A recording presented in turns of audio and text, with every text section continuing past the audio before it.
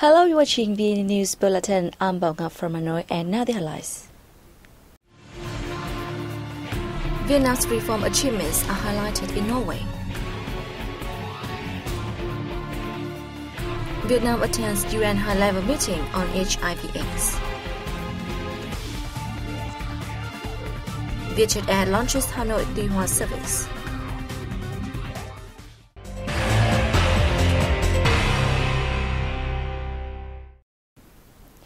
As part of his visit to Norway, President of the Vietnam Fatherland Front Center Committee Nguyễn Thiện Nhân attended a workshop on achievements and prospects for socio-economic development in Vietnam 30 years after reform. Co-organized by the Vietnamese Embassy and the Norwegian Institute of International Affairs, the event brought together more than 50 scholars, entrepreneurs, diplomats of Norway and other countries. Nhân briefed the participants about Vietnam's successes in the reform process, stressing that the country has built an infrastructure system for socio-economic development, serving its industrialization and modernization targets. Vietnam has maintained stable economic growth, helping improve living conditions for the people and create development momentum for all sectors. He also highlighted the crucial role played by enterprises and entrepreneurs in realizing the nation's development goals. At the workshop, President Nhân also gave reply to queries on Vietnam's economic orientations, relations between Vietnam and China, Vietnam and the US, as well as Vietnam's opinions on the settlement of issues related to the East Sea. The 26th Global Summit of Women opened in Warsaw, Poland on June 9th in the presence of almost 1,000 delegates from all parts of the world. Vice President Đặng Thị Ngọc Thịnh led the Vietnamese delegation to the summit. In her speech delivered at the opening ceremony, Vice President Thịnh highlighted Vietnamese women's important role in national construction and development, as well as in international integration. She briefed the participants on Vietnam's achievements on gender equality and its policies to raise the position of women and encourage them to involve in all fields of the society. According to the state leader, Vietnam is one of the nations that have a high ratio of female parliamentarians and dozens of female officials holding the positions of deputy ministers upwards. During the three-day summit, a ministerial roundtable on public-private partnership in boosting economic opportunities for women and girls, a forum on the future of cities, and several discussion panels will be organized. Earlier, Vice President Đặng Thị Ngọc Thịnh had a meeting with Polish Deputy Marshal of the Sejm, Lower House, Małgorzata Kidawa-Błońska. The Polish official said Poland and other EU member states support Vietnam and ASEAN in carrying out peaceful measures in line with international law to settle disputes in the East Sea. Thịnh thanked Poland for its assistance to Vietnam, particularly in personnel training and preservation of historical sites. She also urged the Polish parliament to soon ratify the Vietnam-EU Free Trade Agreement. Deputy Prime Minister Vũ Đức Đam led a Vietnamese delegation to the UN high-level meeting on HIV/AIDS from June 8th to 9th. Our correspondent in New York reporting. During his speech on June 9th, Deputy Prime Minister Vũ Đức Đam delivered a message of unity to all nations in supporting people living with HIV/AIDS, as well as the move to eradicate the disease. He said in the context where the international community's concern is placed on multiple challenges, such as the immigration crisis, climate change, and other conflicts, many nations are at risk of being left behind in the fight against AIDS, which could consequently allow it to emerge as a global threat. Vietnam is the first Asia-Pacific nation to announce its commitment in adopting the 1990 targets by 2020, meaning 90% of people living with HIV will know their HIV status. 90% of people who know their status are on HIV treatment, and 90% of all people on treatment will have undetectable levels of HIV in their body. Vietnam's commitment to these ambitious targets puts the country on course to ending its AIDS epidemic by 2030.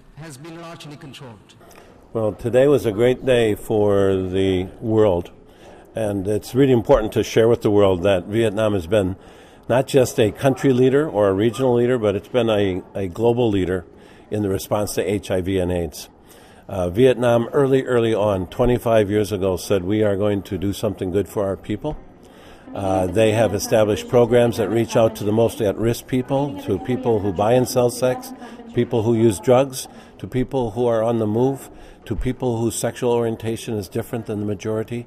All of those programs in Vietnam are examples to the rest of the world on how to get things right, how to save lives and to put people first. The highlight of the Deputy Prime Minister's speech introduces the conference to Lu Thị Thanh, a HIV carrier living in a mountainous township of Vietnam. Both Thanh and her husband are living with HIV, yet they both have jobs and together a healthy baby girl with no HIV. Dam affirmed that this miracle is thanks to the support of an international project as well as local authority and community.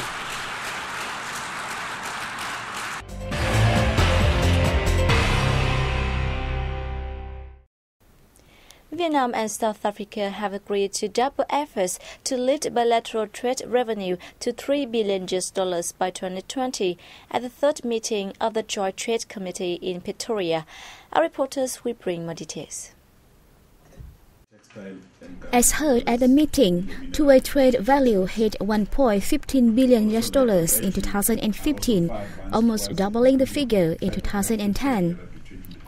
Vietnamese Deputy Minister of Industry and Trade Đỗ Thắng Hải proposed the signing of a Memorandum of Understanding on Trade Promotion between the Vietnam Trade Promotion Agency and the Trade and Investment South Africa. He also suggested the enhancement of trade liberalization and establishment of a distribution channel for Vietnamese goods in South Africa by direct links with local distributors and supermarkets. One of the new issues discussed at this meeting is to enhance cooperation in personnel training, alongside with facilitating core exports to Vietnam. The two sides also agreed to boost relations through the signing of agreements between trade promotion agencies.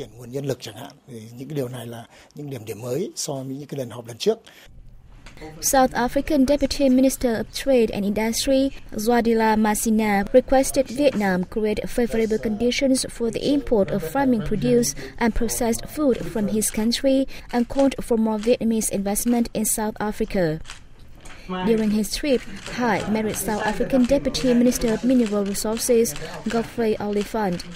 He also attended a Vietnam-South Africa business conference which brought together more than 50 local enterprises. Low-cost carrier Jetair has launched a new flight route between Hanoi and Tuy Hoa City in the central coastal province of Phu Yên. From the capital city, the maiden flight carrying 180 passengers on board landed at Phu Yên Tuy Hoa Airport around midday of June 10th. Flight duration lasts for about 1 hour and 40 minutes per leg. As scheduled, the flight departs from Hanoi at 11:15 a.m. and the return flight takes off at 13:30 p.m. Tuy Hoa is a popular beach destination known for natural sightseeing and activities. Jetair boasts a fleet of 35 aircraft, including A320s and A321s, and operates approximately 250 flights on a daily basis. It has already opened 47 routes in Vietnam and across the region to international destinations such as Thailand, Singapore, the Republic of Korea, Taiwan, China, Myanmar, and Malaysia. Logistics and supply chain management has significantly improved in recent years thanks to the government's policies as well as the perception of entrepreneurs. The Vietnam Logistics Business Association said the logistics sector has enjoyed annual growth rate of 24% in recent years. Recently, the government has added several institutions to promote logistics development. More investment in ports, highways and airports, as well as electronic customs. It has implemented drastic cuts in administrative procedures, costs and time to facilitate cross-border trade and establish a national single window procedure toward an ASEAN single window, the association said. Many Vietnamese logistics providers have made investment in human resource, technology and management skills. As a result, their competitiveness has significantly improved compared to 5 to 10 years ago.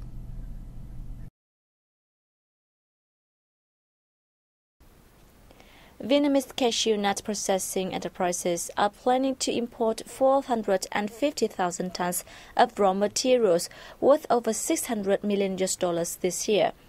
This information has been released by the Vietnam Cashew Association.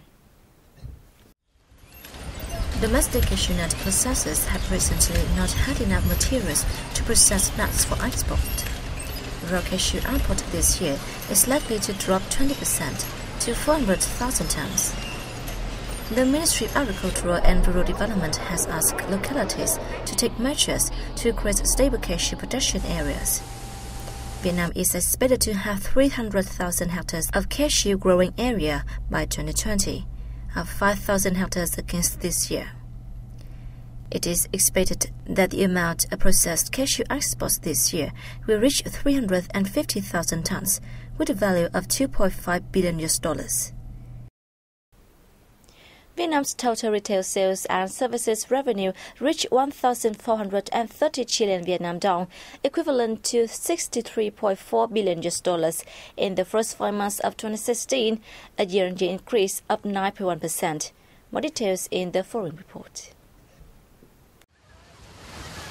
According to the General Statistics Office, if inflation is excluded, the amount marks an increase of 7.8%, lower than the 8.2% growth in the same period last year. This meant purchasing power was on the decline. The reduction was due to the impact of incidents affecting accommodation, catering, and tourism services, and of the mass fish deaths along Vietnam's central coastal provinces. The spending power of those offering such services in the coastal provinces fell strongly as they had to cancel their beach tours.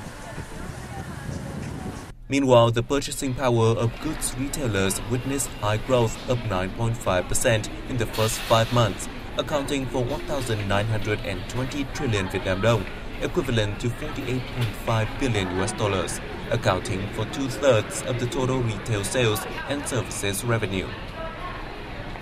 The total retail sales and services revenue next month will increase further due to high demand for house construction and repairs and recovering demand for beach tours. The General Statistics Office forecasts the purchasing power this year was expected to have a lower growth rate than last year because of the stability in prices, high supply and stable demand for most essential goods. An academy for ethnic studies is expected to be built in Hanoi, according to the government office.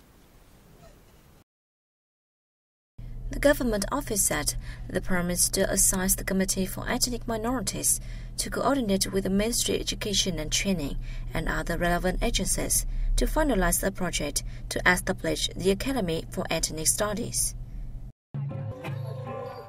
Accordingly, the academy will be built at the Vietnam National Villages for Ethnic Culture and Tourism in Hanoi's suburban district of Sơn Tây. It will be set up on the basis of restructuring the Institute of Ethnic Minorities and the Institute for Training Ethnic Minority Officials.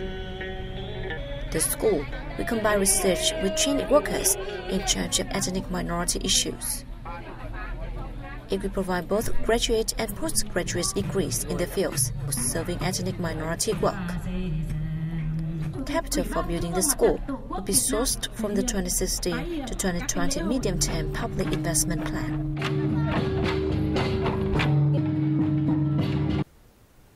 And that has wrapped up our news bulletin. Thanks for watching, and goodbye for now.